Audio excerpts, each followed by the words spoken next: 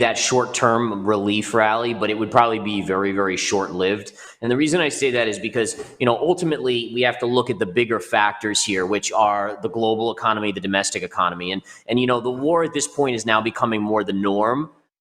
It's become something that we've become accustomed to, unfortunately, but really it's all eyes on where is inflation. And like Magic said, that's wage inflation.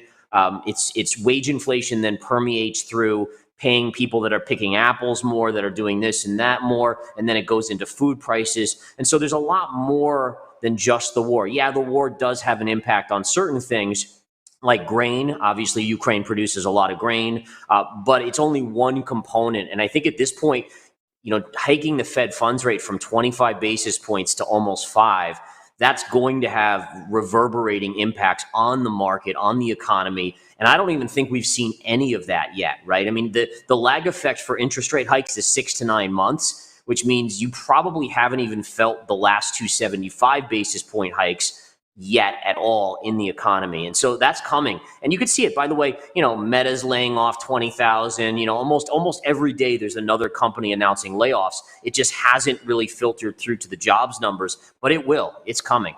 And unfortunately, that's their MO. They just like with transitory, they were totally off base. And I think we have to remember that, yeah, these guys are good economists maybe and stuff like that, but they're still human beings. And I think they still get kind of carried away. Like the fear of COVID probably made them overreact with stimulus. And then now you have the other side where they were wrong on transitory. They have egg on their face. And so what do?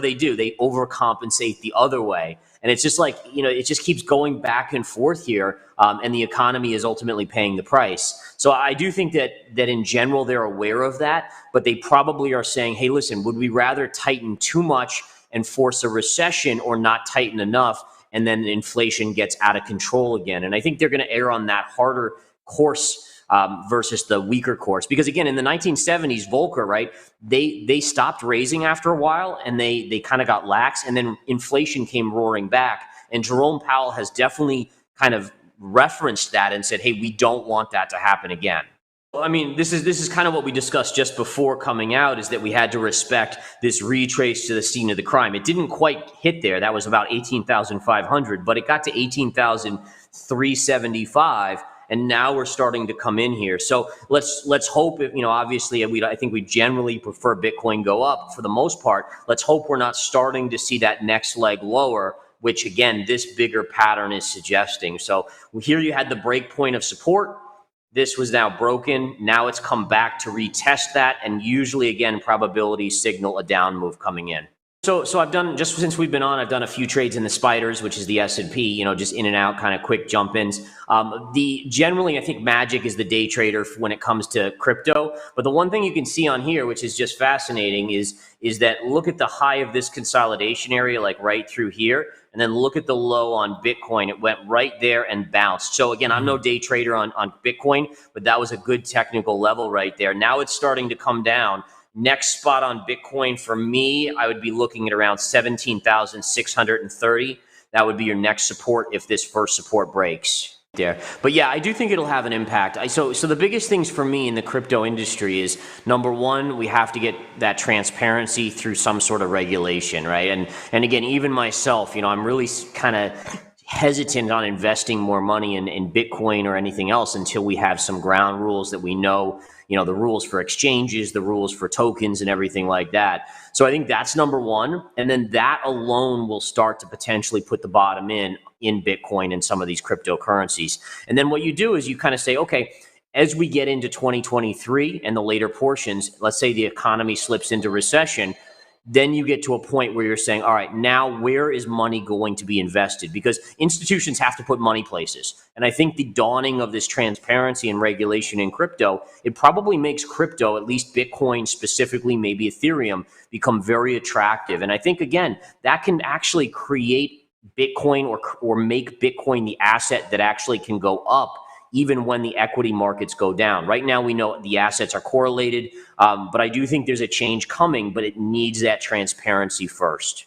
I mean, the biggest takeaway, I think, is that he basically is saying that rates will have to remain high for an extended period of time, even though they're kind of coming to the end of their hiking cycle. Don't expect, essentially, for rates to start to fall as soon as the economy starts to sputter a little bit.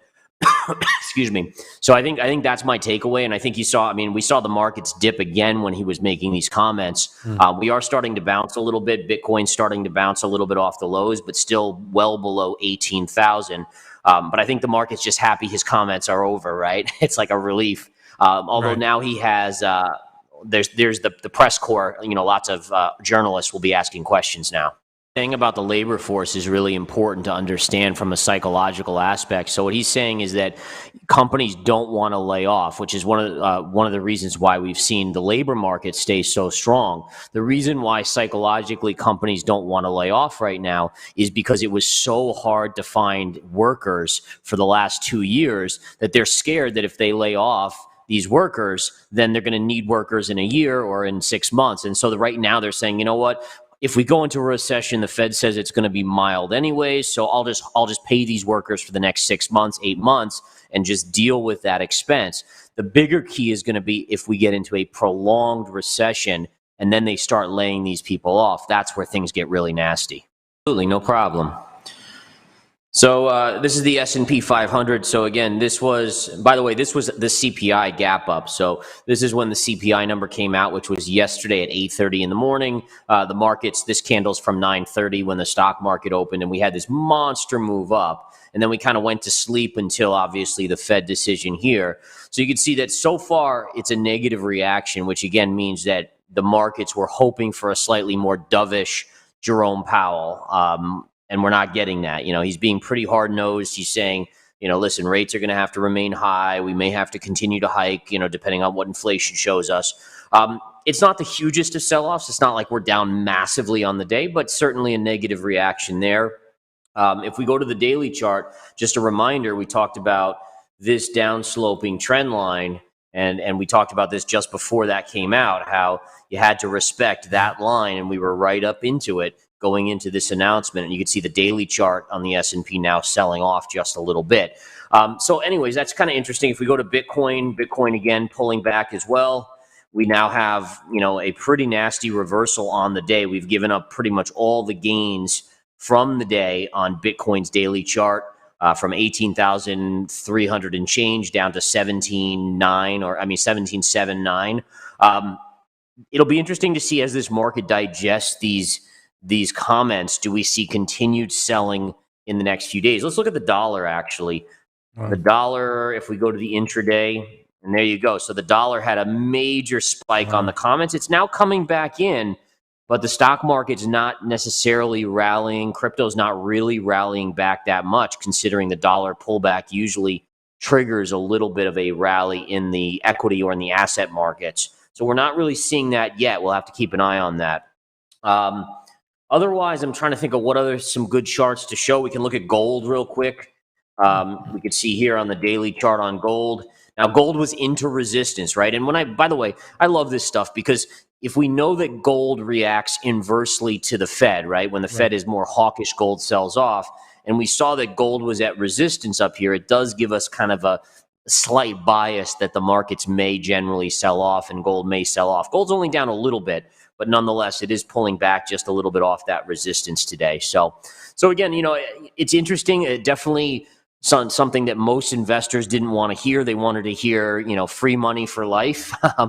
But I think reality is that at this point, the Fed is going to have to cap this. And remember, on a political basis too, even though the Fed's supposed to not be political, just on a society basis, inflation's really bad for the middle income and poor Americans, right? The rich can weather the storm. Doesn't matter if they got to pay an extra 25% on their food bill, they can handle it. Versus when you keep interest rates low, who gets rich? The wealthiest people, right? They're the people that can invest when asset prices go up. So I think the Fed is really inclined here to try to make sure that the poorer Americans and the middle income, they somehow can, afford to pay their bills.